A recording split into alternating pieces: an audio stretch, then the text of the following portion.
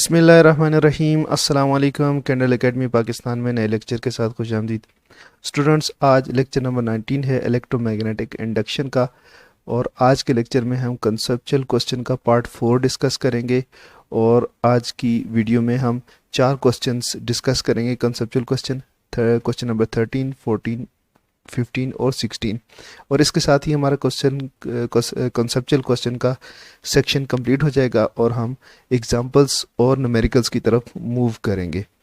Students, second year की physics है, federal और केपीके का कोर्स हम फॉलो कर रहे हैं। एक्सरसाइज कर रहे हैं हम चैप्टर नंबर 14 की, तो हमारे साथ रहिएगा। चलते हैं क्वेश्चन नंबर 13 की तरफ। क्वेश्चन नंबर 13 का पार्ट ए है, explain what is meant by back EMF in any electric motor operation।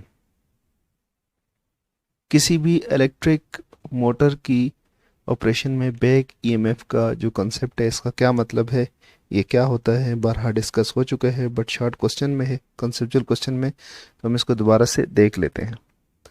देखें, हमने ये पढ़ा था कि अकॉर्डिंग टू इलेक्ट्रोमैग्नेटिक इंडक्शन, क्या जी, इलेक्ट्रोमैग्नेटिक इंडक्शन,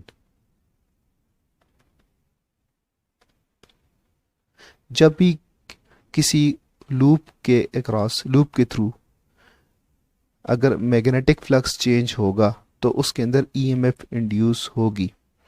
और अगर एक फिक्स मैग्नेट हो, ये फिक्स मैग्नेटिक फील्ड है, और इस फील्ड में अगर हम रेक्टेंगुलर कॉइल रख दें और इस कॉइल को हम किसी मैकेनिकल फोर्स के साथ घुमाएं, तो मैग्नेटिक फ्लक्स इसका चेंज होगा, और मैग्नेटिक फ्लक्स के चेंज होने की वजह से इसके अंदर ईएमएफ इंड्यूस हो जाती है। ये इसको हम कहते हैं जनरेटर। ये जनरेटर इफेक्ट है, और इसका जो प्रिंसिपल है वो क्या है, इलेक्ट्रोमैग्नेटिक इंडक्शन। और क्या बनता है, टार्क जो इसका जो अंदर ईएमएफ जो इंड्यूस होती है, उस ईएमएफ का जो रिलेशन हमने ड्राइव किया था वो था नेब ओमेगा साइन ओमेगा टी, नेब ओमेगा साइन ओमेगा टी। अब बात करते हैं मोटर की। मोटर में क्या होता है, अब इसी तरह का मैग्नेटिक फील्ड है और उसके अंदर एक कॉइल रखी हुई है, रेक्टेंगुलर कॉइल, और अब इस रेक्टेंगुलर कॉइल के ऊपर हम यहाँ पे वोल्टेजेस अप्लाई करते हैं। वोल्टेजेस अप्लाई करने की वजह से इसके ऊपर टॉर्क अप्लाई होता है, जिसको हमने पढ़ा था tau is equal to BINA cos alpha. ये इसके अंदर जैसे हम वोल्टेज अप्लाई करते हैं किसी बैटरी के थ्रू, ये जिस तरह की ये बैटरी है, इसके थ्रू हम इसके ऊपर, इसके अंदर जब वोल्टेज अप्लाई करते हैं, पोटेंशियल डिफरेंस V अप्लाई होता है, और इस पोटेंशियल डिफरेंस के अप्लाई होने से इसके अंदर करंट फ्लो होता है। कौन सा करंट, ये आई करंट, BINA। तो ये आई करंट इसके अंदर फ्लो होता है। जैसे ही करंट इसके अंदर फ्लो होता है तो इसके ऊपर टार्क अप्लाई होता है। टार्क की वजह से ये घूमने लग जाती है और इसकी एंगुलर वेलोसिटी बन जाती है। अब ये इस टार्क की वजह से घूम रहा है और एंगुलर वेलोसिटी इसकी बन जाती है, तो इसके अंदर जनरेटर इफेक्ट भी आ जाता है। क्योंकि अब एक कॉइल के थ्रू, एक बात तो यह है कि इसको हम इलेक्ट्रिसिटी प्रोवाइड करें और ये घूम रही है। अब दूसरी बात सोचें कि कॉइल घूम रही है मैग्नेटिक फील्ड के अंदर, इसको भूल जाएं। कॉइल मैग्नेटिक फील्ड के अंदर घूम रही है तो उसके अंदर ईएमएफ भी इंड्यूस होगी, यानी ये ऑपरेशन हम खुद कर रहे हैं, ये ऑटोमेटिकली प्रोड्यूस हो रहा होगा, क्योंकि इस टार्क की वजह से ये पैदा हो रही है एंगुलर वेलोसिटी, और जैसे ही एंगुलर वेलोसिटी बढ़ती है ईएमएफ प्रोड्यूस हो जाती है। और आपका जो करंट होता है, यानी ईएमएफ जो प्रोड्यूस होगी V-E होगी, यानी पोटेंशियल डिफरेंस जो आप अप्लाई कर रहे हैं उसके अगेंस्ट एक ईएमएफ प्रोड्यूस होगी, जो इस टोटल जो अप्लाई वोल्टेजेस हैं आपकी बैटरी के उसको कम कर देगी, और नतीजतन क्या होगा, करंट भी लिमिट हो जाता है।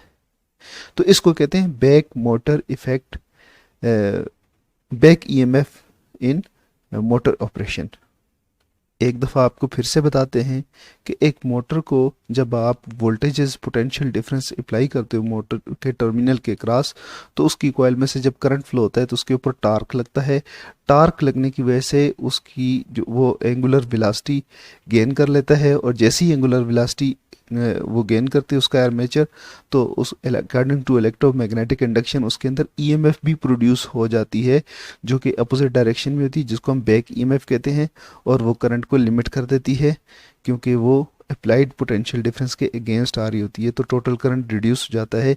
जितना आपका आर्मेचर की जो एंगुलर वेलोसिटी ज़्यादा होती जाएगी, इतनी ही ईएमएफ ज़्यादा होगी और करंट जो है लिमिट हो जाएगा। चलते हैं इसके पार्ट बी की तरफ।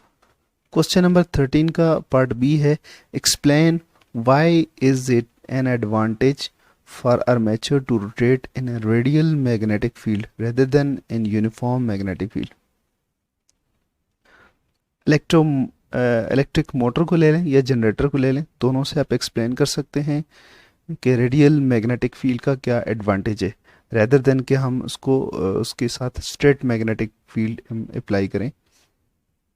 सबसे पहले तो हम ये देखते हैं कि रेडियल मैग्नेटिक फील्ड और यूनिफॉर्म मैग्नेटिक फील्ड क्या होते हैं, इनमें क्या डिफरेंस है। देखें, अगर आपके पास इस तरह से मैग्नेट हो कि एक बार मैग्नेट है उसकी नॉर्थ साइड और दूसरा बार मैग्नेट है उसका जो साउथ पोल है, वो दोनों आमने सामने हैं, तो इनके दरमियान जो मैग्नेटिक फील्ड बनेगा वो बिल्कुल यूनिफॉर्म ऐसे बनेगा, तो यूनिफॉर्म मैग्नेटिक फील्ड कहलाएगा ये, अगर दोनों आपने मैग्नेट इस तरह से यूज़ किए। इसके बजाय अगर आप ऐसा मैग्नेट यूज़ करते हैं कि जो कर्वेचर हो जिसके अंदर, यानी इसका ये एक मैग्नेट है उसका साउथ पोल, और ये दूसरा मैग्नेट है ये उसका नॉर्थ पोल, तो अब जो इनका जो मैग्नेटिक फील्ड होगा वो रेडियल टाइप मैग्नेटिक फील्ड होगा, यानी ये बिल्कुल स्ट्रेट नहीं होगा बल्कि ऐसे ऐसे डायरेक्शन इसकी होगी, ऐसे रेडियल मैग्नेटिक फील्ड बनेगा।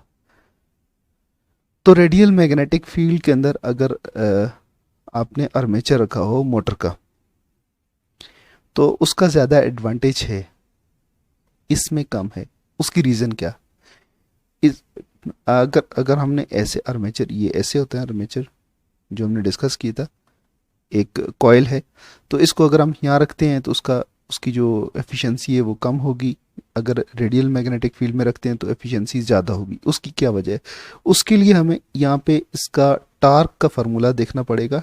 टा is equal to BINA cos alpha. अब अगर ये टार्क मैक्सिमम कब होगा, जब एल्फा की वैल्यू 0 होगी, when alpha is equal to 0।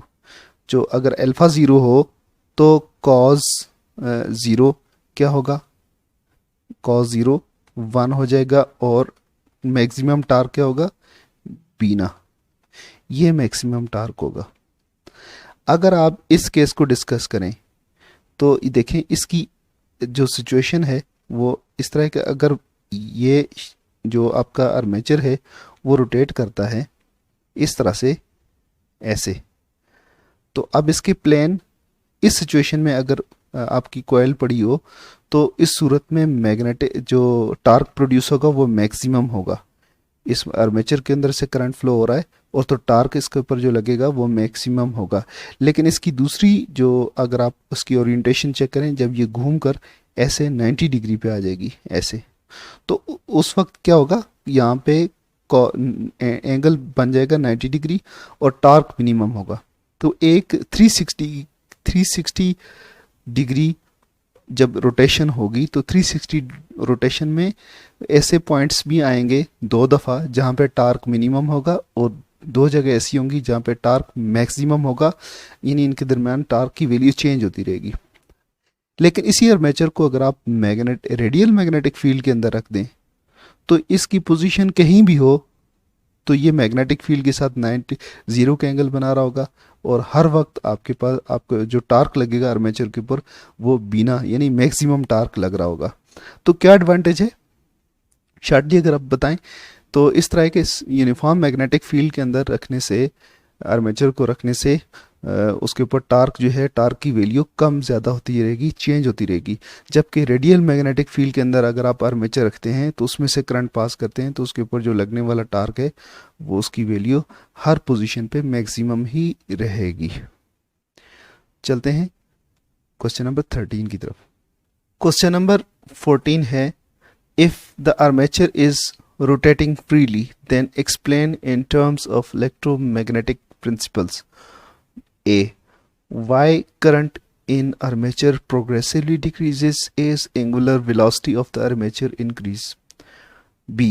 Why maximum angular velocity is eventually reached.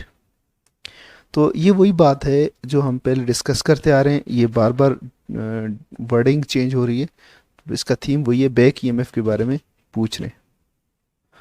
अगर आर्मेचर फ्रीली मूव कर रहा हो मोटर का तो करंट उसका प्रोग्रेसिवली डिक्रीज करता है। उसके अंदर करंट इनिशियली ज़्यादा करंट फ्लो होता है और बाद में डिक्रीज करता जाता है जैसे उसकी वेलोसिटी, एंगुलर वेलोसिटी बढ़ती जाती है। तो ये एक्सप्लेन करना है अकॉर्डिंग टू इलेक्ट्रोमैग्नेटिक प्रिंसिपल्स। और दूसरी बात जो पूछी हुई है वो ये है कि मैक्सिमम वेलोसिटी कैसे रीच होती है, मैक्सिमम वेलोसिटी जो है एंगुलर वेलोसिटी कैसे अटेन हो जाए, गेन कर लेता है आर्मेचर। तो सबसे पहले तो ये देखें, ईएमएफ जो इंड्यूस होती है उसके लिए हमारे पास जो लॉ है वो क्या है, Faraday's law of electromagnetic induction. कहीं भी अगर मैग्नेटिक फ्लक्स चेंज होता है तो ईएमएफ इंड्यूस होती है, यानी इसको हम कह सकते हैं कि EMF is directly proportional to rate of change of magnetic flux delta phi upon delta T. कहीं भी अगर rate of change of magnetic flux ये ज़्यादा होगा, ईएमएफ बढ़ती चली जाएगी। ये इन दोनों का डायरेक्ट रिलेशन है। और मोटर के अंदर मोटर का जो रिलेशन है, मोटर का रिलेशन क्या है, tau is equal to be ना कॉज एल्फा। जब मोटर के टर्मिनल्स को हम मोटर के टर्मिनल्स के ऊपर इनिशियली हम वोल्टेज अप्लाई करते हैं, पोटेंशियल डिफरेंस V, तो मोटर का जो आर्मेचर है वो फ्री घूमता है। अगर हमने लोड अप्लाई नहीं किया हुआ तो फ्री घूमेगा हाई स्पीड के साथ, तो मैक्सिमम टार्क लगेगा क्योंकि उस वक्त जो है ना करंट मैक्सिमम फ्लो हो रहा होगा तो टार्क मैक्सिमम लगेगा। तो मैक्सिमम टार्क लगने की वजह से उसकी एंगुलर वेलोसिटी बढ़ेगी। तो इसके अंदर बैक ईएमएफ प्रोड्यूस होगी। और जनरेटर की बैक ईएमएफ कैसे होती है, जनरेटर की बैक ईएमएफ को हम लिखते होते हैं नेब ओमेगा साइन ओमेगा टी। ठीक है जी। अब ये देखें, अगर आप ये इसका जो जैसे इनिशियली उस टार्क इनिशियली ज़्यादा होगा तो टार्क ज़्यादा होने की वजह से उसकी इनिशियली स्पीड ज़्यादा होगी, इनिशियली उसकी एंगुलर वेलोसिटी कम होगी क्योंकि रेस्ट पे है, तो रेस्ट से आप ऑपरेट कर रहे हैं तो उसकी एंगुलर वेलोसिटी कम होगी। एंगुलर वेलोसिटी कम होने की वजह से बैक ईएमएफ कम होगी, तो बैक ईएमएफ कम होने की वजह से उसके अंदर जो करंट होगा वो क्या होगा, ऐसे अपॉन आर। तो ये देखें I is equal to V minus E upon R. तो रेस्ट के ऊपर आप ऑपरेट कर रहे हैं तो ईएमएफ कम होगी। क्यों ईएमएफ कम होगी, क्योंकि आपकी एंगुलर वेलोसिटी कम है, ज़ीरो के करीब है। तो इसको यहाँ पे ज़ीरो पुट करें तो ये मैक्सिमम करंट इनिशियली फ्लो होगा। लेकिन जैसे ही ये करंट फ्लो होना शुरू हो जाता है उसकी स्पीड बढ़ना शुरू हो जाती है। स्पीड बढ़ना शुरू हो जाती है तो ओमेगा उसका बढ़ना शुरू हो जाता है। ओमेगा बढ़ता है तो इसकी ईएमएफ बढ़ती है। क्यों, क्योंकि ओमेगा लिंक्ड है मैग्नेटिक फ्लक्स के साथ। जैसे उसकी स्पीड बढ़ती जाती है उसका मैग्नेटिक फ्लक्स ज़्यादा फ्रीक्वेंसी के साथ चेंज होना शुरू कर देता है और ईएमएफ प्रोड्यूस होना शुरू कर देती है। और जैसे ईएमएफ की वैल्यू बढ़ती जाती है यहाँ पे तो इसके वोल्टेजेस कम होना शुरू हो जाते हैं। और जैसे ही ये वोल्टेजेस कम होते हैं तो करंट इसका डिक्रीज होना शुरू हो जाता है। अब इसका बी पार्ट देखते हैं कि why maximum angular velocity is eventually reached. Motor के अंदर जो करंट फ्लो होता है आर्मेचर का करंट, उसका रिलेशन ये है I is equal to V minus omega upon R. ये आर उसकी इंडक्टर, उसका जो इंडक्टर है, उसकी जो वाइंडिंग है, उसकी रेजिस्टेंस है। तो V माइनस ओमेगा नहीं है, यहाँ पे EMF है। और मोटर का जो टार्क होता है वो किसके बराबर होता है? Tau is equal to BINA cos alpha. अगर हम सपोज करें कि रेडियल मैग्नेटिक फील्ड हो तो हर वक्त एंगल ज़ीरो होगा प्लेन का, और मैग्नेटिक फील्ड का एंगल ज़ीरो होगा, तो इसकी वजह से आपका टार्क जो है बीना हो जाएगा। इसको लिखने की ज़रूरत नहीं पड़ेगी। अब ये कांस्टेंट है, ये भी कांस्टेंट है, ये भी कांस्टेंट है। मैग्नेटिक फील्ड स्ट्रेंथ कांस्टेंट है, नंबर ऑफ टर्न्स कांस्टेंट है, और जो एरिया ऑफ द कॉइल ये भी कांस्टेंट है। तो क्या चीज़ चेंज हो रही है? वो है करंट। अब देखें, इनिशियली रेस्ट के ऊपर होती है, आर्मेचर रेस्ट पे होता है, तो इसलिए आपके पास जो होगा I is equal to V minus zero upon R। क्या होगा? ये करंट फ्लो होगा, और ये मैक्सिमम करंट होगा V अपान R। जब ये मैक्सिमम करंट फ्लो होगा तो इस वक्त जो है ये मैक्स हो जाएगा। जब करंट ज़्यादा होगा तो ये टार्क ज़्यादा होगा, बिना इसमें हम ऐसे कर लेते हैं कि इस सूरत में क्या होगा, ये I मैक्स है, इसको एक ऐसे कर लेते हैं, BI मैक्स NA। तो ये टार्क मैक्सिमम होगा। इस मैक्सिमम टार्क की वजह से जो जो आर्मेचर के ऊपर अप्लाई हो रहा है, आर्मेचर स्पीड बढ़ाने की कोशिश करता है, ज़्यादा स्पीड गेन करने की कोशिश करता है, और वो उसकी एक हाई स्पीड जो है, मैक्सिमम उसकी वेलोसिटी जो है ना वो गेन हो जाती है। एंगुलर वेलोसिटी जो है आर्मेचर की, मैक्सिमम एंगुलर वेलोसिटी कैसे मैक्सिमम वैल्यू पे आती है? क्यों आती है? क्योंकि इनिशियली आर्मेचर ज़ीरो पे होता है, रेस्ट पे होता है, इसकी वजह से चेंज ऑफ फ्लक्स नहीं होता, और फ्लक्स ना होने की वजह से EMF ज़ीरो होती है। बैक EMF ज़ीरो होने की वजह से करंट मैक्सिमम फ्लो होता है। मैक्सिमम करंट फ्लो होने की वजह से टार्क मैक्सिमम अप्लाई होता है। जब आर्मेचर के ऊपर टार्क मैक्सिमम होगा तो वो मैक्सिमम स्पीड की तरफ भागने की कोशिश करता है। क्वेश्चन नंबर 15 है, transformer core can be made from variety of materials. What are main features that would require of material that to make a good transformer core? Suggest how would each of the following material would perform: iron, solid soft iron, laminated soft iron और aluminium. Statement के अंदर दो extra word थे, हमने निकाल दिए। Statement दोबारा सुन लें। Transformer core can be made from variety of materials. What are main features that would require of the material to make a good transformer core? Suggest how would each of the following material perform: iron, solid soft iron, laminated soft iron और aluminium. तो ये कहा हुआ कि बहुत सारी course हो सकती हैं, वैरायटी ऑफ कोर्स हो सकती हैं जो हम ट्रांसफार्मर में यूज़ कर सकते हैं।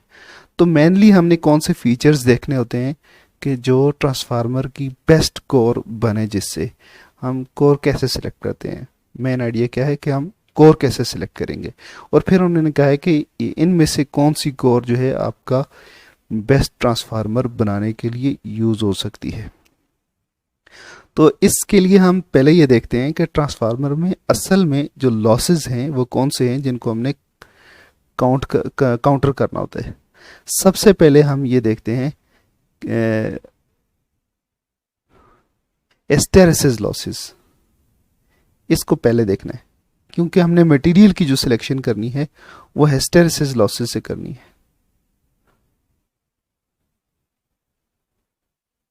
Hysteresis loss. और नंबर 2 हमने फिर ये देखना है एडे करंट लॉस।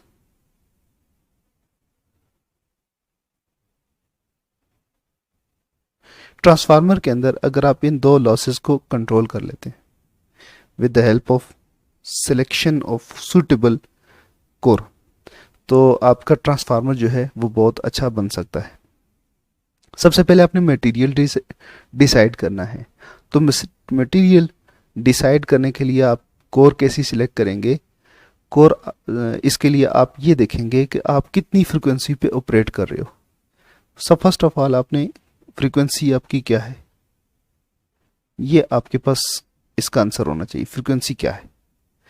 फिर इस फ्रीक्वेंसी पे कौन सा मटेरियल जो है उसका हिस्टैरिसीस लूप का एरिया सबसे मिनिमम बन रहा है। हिस्टैरिसीस लूप का जो एरिया होता है वो इक्वल होता है हिस्टैरिसीस लॉस के बराबर। तो आपने फ्रीक्वेंसी डिसाइड करनी है। अब देखें कि अगर आपने 60 हर्ट्ज का ट्रांसफार्मर बनाना है तो 60 हर्ट्ज ट्रांसफार्मर के लिए आपने डाटा शीट देखनी है कि कौन सी कोर होगी, कौन सा मटेरियल होगा जो सबसे बेस्ट जिसका है, यानी सबसे कम उसका हिस्टैरिसीस लूप का एरिया बन रहा है। तो एक आपने डिसाइड कर लेना है। दूसरा आपने ये देखना है कि एडे करंट को आपने किस तरह मिनिमाइज करना है। तो आप एक तो मटेरियल सेलेक्ट करेंगे, उसके बाद एडे करंट को मिनिमाइज करने के लिए लेमिनेटेड कोर यूज करेंगे, यानी कोर सॉलिड फॉर्म में नहीं होगी, ऐसे सॉलिड ठोस कंडक्टर नहीं होगा, इसके अंदर एडे करंट्स आ जाएंगे। तो हम क्या करेंगे, मटेरियल की सिलेक्शन के बाद जो हमारे पास सूटेबल मटेरियल बनेगा उसकी हम शीट्स यूज करेंगे और हर शीट दूसरे से लेमिनेटेड होगी।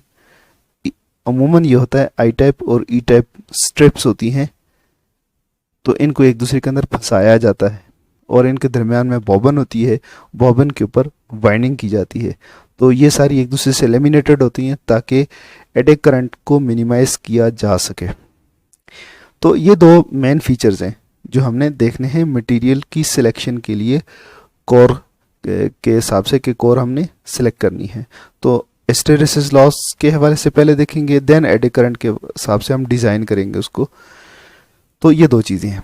अब अगली बात आ जाती है, उन्होंने पूछा हुआ है कि आपका 60 हर्ट्ज का ट्रांसफार्मर है। वैसे 60 हर्ट्ज का जिक्र नहीं है, तो मतलब तो 60 हर्ट्ज ही होगा, क्योंकि कॉमन सेंस की बात है कि अगर फ्रीक्वेंसी मेंशन नहीं है तो वो वाल आउटलेट की फ्रीक्वेंसी होगी जो आपके घरों में एसी मेन आ रही होती है, ग्रिड से आ रही होती है।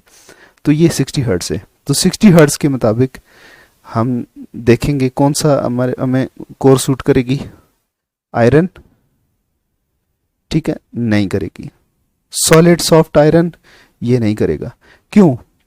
क्योंकि सॉलिड सॉफ्ट आयरन में आपके पास जो एडे करंट लॉसेज होंगे, हिस्टैरिसीस लॉसेज नहीं होंगे, क्योंकि सॉफ्ट आयरन का जो एरिया है, हिस्टैरिसीस लूप का एरिया, वो कम होगा 60 हर्ट्ज के लिए। बट सॉलिड है तो इस वजह से इसके अंदर एडे करंट लॉस होगा। तो आयरन की बात की है, सिर्फ आयरन की बात की है, तो इसमें दोनों चीज़ें नहीं है। एक तो ये सॉलिड होगा, दूसरा ये हिस्टैरिसीस लॉस इसके अंदर होंगे। तो नेक्स्ट है laminated soft iron. Laminated soft iron में हम देखते हैं कि पहली बात यह है कि सॉफ्ट आयरन है तो हिस्टैरिसीस लॉस नहीं होंगे। सॉफ्ट आयरन का जो हिस्टैरिसीस लूप है वो 60 हर्ट्ज के लिए कम से कम होता है, तो इसलिए सॉफ्ट आयरन इज गुड। और देन एडे करंट के लिए हम देखते हैं लेमिनेटेड शीट्स होनी चाहिए। तो ये लेमिनेटेड सॉफ्ट आयरन कोर हम अगर मिले तो हम ये यूज़ करेंगे 60 हर्ट्ज के लिए। एल्यूमिनियम को बिल्कुल यूज़ नहीं करेंगे, क्योंकि एल्यूमिनियम का एरिया जो है वो हिस्टैरिसीस लूप का ज़्यादा होगा 60 हर्ट्ज के लिए। चलते हैं लास्ट क्वेश्चन की तरफ, क्वेश्चन नंबर 16। क्वेश्चन नंबर 16 है, current is increasing in magnetic in magnitude from A to B as shown in figure. What is the direction of induced current if any in the loop? ये एक loop है और ये करीब में एक conductor रखा हुआ है, इसमें A से B की तरफ करंट बढ़ता जा रहा है। अगर A से B की तरफ करंट बढ़ता जा रहा है तो उसकी वजह से इसके अंदर कौन सा जो प्रोड्यूस होगा, किस डायरेक्शन में करंट प्रोड्यूस होगा, कि इंड्यूस्ड करंट की डायरेक्शन क्या होगी। सबसे पहली बात कि अगर देखिए इसमें से हम करंट गुजार रहे हैं और करंट को बढ़ा रहे हैं, तो इसमें से करंट किस डायरेक्शन में प्रोड्यूस होगा, ये वो डायरेक्शन होगी जिस डायरेक्शन में ये रिपेल हो सके। यानी ये ये से दूर भागने की कोशिश करेगा, क्योंकि जो कॉज है अकॉर्डिंग टू लेंस लॉ, ये इसके अंदर प्रोड्यूस होने वाला करंट इसकी काज को अपोज करेगा, यानी अगर ये इसके करीब आया हुआ है तो ये इससे दूर भागेगा। तो इसके लिए आपको ये देखना है कि फील्ड की डायरेक्शन दोनों की आपने मार्क करनी पड़ेगी। ये करंट की डायरेक्शन आपको पता है, इसके फील्ड की डायरेक्शन आपको राइट हैंड रूल से मिल जाएगी। आप अपने थंब को स्ट्रेट करें, करंट की डायरेक्शन के साथ फिंगर्स को कर्ल करें, तो आपको पता चलेगा कि ये करंट किस डायरेक्शन में फ्लो हो रहा है। ऐसे, सॉरी, फील्ड की डायरेक्शन क्या है, ऐसे, ऐसे, यूं, यानी यहाँ से ये फील्ड ऐसे आ रहा है, ऊपर से बाहर की तरफ ऐसे आ रहा है। तो अब इसके अंदर करंट ऐसी डायरेक्शन में प्रोड्यूस होगा कि इसका जो फील्ड है वो यहाँ से ऐसे अंदर की तरफ जाए। इसका और इसका फील्ड यहाँ पे एक दूसरे के साथ सेम डायरेक्शन में होंगे, तब ये दोनों जाके एक दूसरे को कैंसिल करेंगे, यानी ये एक दूसरे को रिपेल करेंगे। तो इसमें अगर आप देखें कि अगर ये फील्ड आपको चाहिए कि इस डायरेक्शन में ये फील्ड की ये डायरेक्शन हो, तो आप अपनी राइट हैंड की फिंगर को इसकी डायरेक्शन में कर्ल करें, तो आपको पता चलेगा कि जो करंट की डायरेक्शन बनती है, इंड्यूस्ड करंट की डायरेक्शन ये वाली होगी। अब इंड्यूस्ड करंट की डायरेक्शन अगर ये हो और फील्ड की डायरेक्शन ये हो, इसके फील्ड की डायरेक्शन भी ये है, तो इन दोनों के बीच में दोनों फील्ड्स की डायरेक्शन एक जैसी है, तो फील्ड स्ट्रांग हो रहा है, लिहाजा ये एक दूसरे को रिपेल करेंगे, और रिपेल करने से क्या होगा, ये काज जो है इसका रिमूव हो जाएगा, काज कम होने की कोशिश करेगा। तो इस तरह से इसके अंदर जो करंट है, इस लूप के अंदर करंट की डायरेक्शन पूछी हुई है, वो है क्लॉकवाइज। दोबारा से आपको बता दें कि ये लूप है और ये कंडक्टर है, इन दोनों के दरमियान ये जो स्पेस है, इस स्पेस में फील्ड की डायरेक्शन सेम होनी चाहिए। अब आपको इसके फील्ड की डायरेक्शन पता है, इसके फील्ड की डायरेक्शन आप फिंगर से देखें, फिंगर से आप इसकी फील्ड की डायरेक्शन इसके साथ मैच करें, और उसके बाद देखें कि आपका अंगूठा किस डायरेक्शन में पॉइंट कर रहा है, तो उस डायरेक्शन में इसका करंट फ्लो हो रहा होगा, जो कि क्लॉकवाइज डायरेक्शन बनती है। इसके साथ ही हमारे आज के लेक्चर में कंसेप्चुअल क्वेश्चंस एंड हो गए। नेक्स्ट लेक्चर में इंशाल्लाह हम एग्जांपल्स डिस्कस करेंगे। इजाज़त दीजिए, अल्लाह हाफिज़।